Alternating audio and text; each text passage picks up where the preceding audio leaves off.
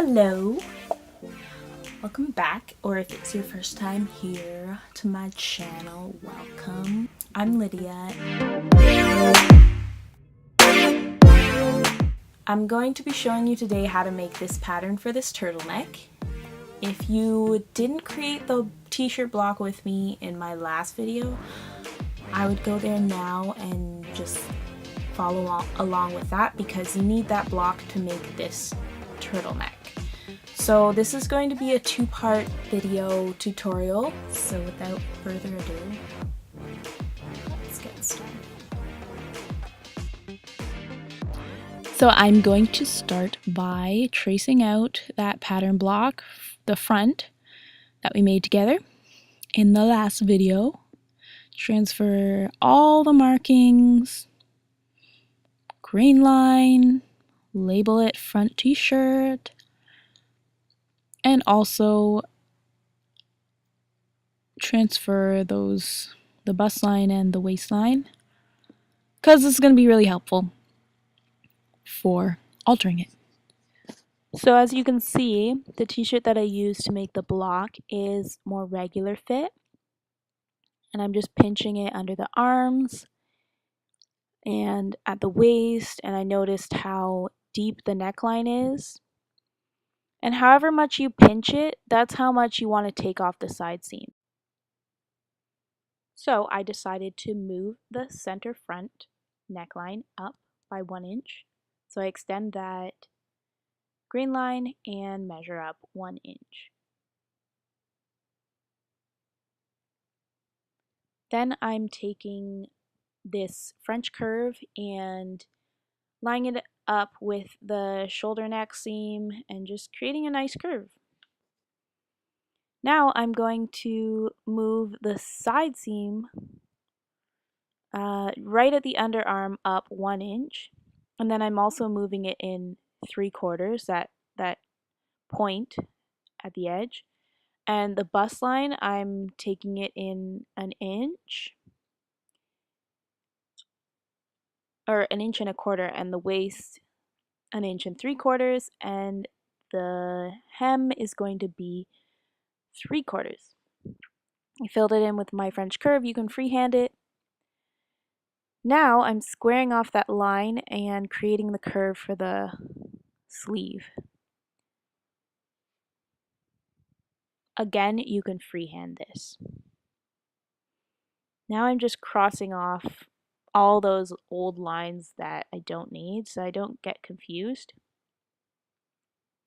Now I'm folding it in half and I'm transferring those lines that I created to the other side now. And I'm going to add all of the seam allowance on. So for the hem it's 3/4, and for the seam allowance elsewhere is going to be 3/8 or 1/4. If you choose 3/8, that's going to be for your domestic machine where you do a cover stitch or a zigzag, but for a 1/4 inch it's going to be used for a 4-thread serger, and that's what I'm using.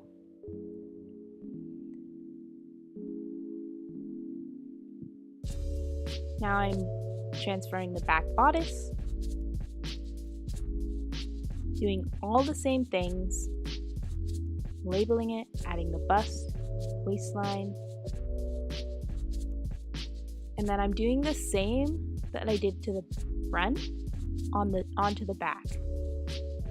I'm just going to partially fill it in because I'm going to line up this back seam with the front curve that I made so that it's exactly the same.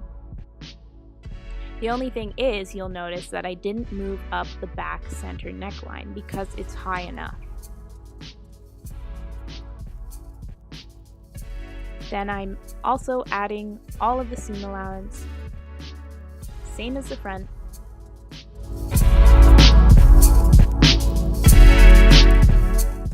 Going to draw a straight line on the paper and mark the length that I want for the sleeve.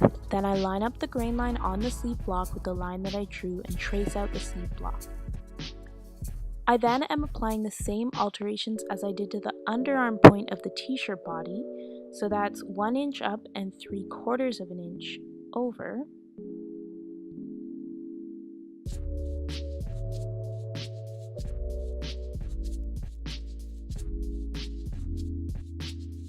I now draw the new underarm seam parallel to the old underarm seam, then draw a perpendicular line 1 inch up and fill in the new curve.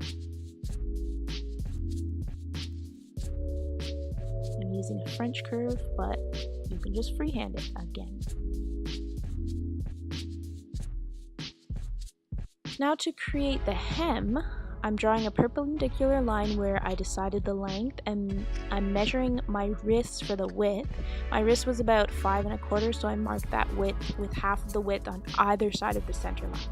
Connect your new underarm point to your new sleeve hem. Now I am just going to measure where my elbow is from my shoulder point.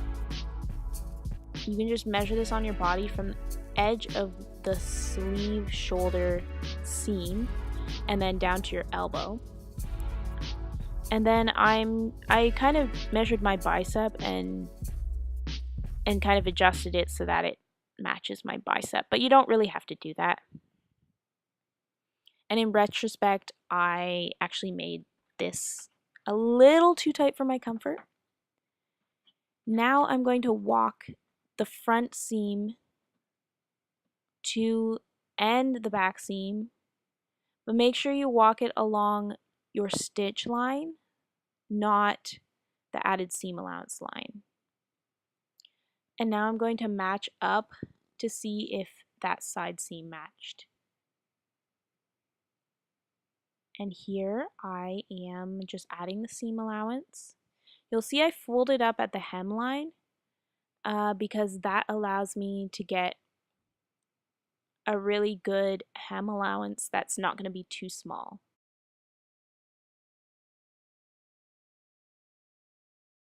So the neck piece is just double whatever height you want the neck to be. I chose 3 inches, so 6 inches times the circumference of your neck. So I measured my neck, it was about 13 inches I think, and then just add a 1/4 inch on top of that, and that's your dimensions.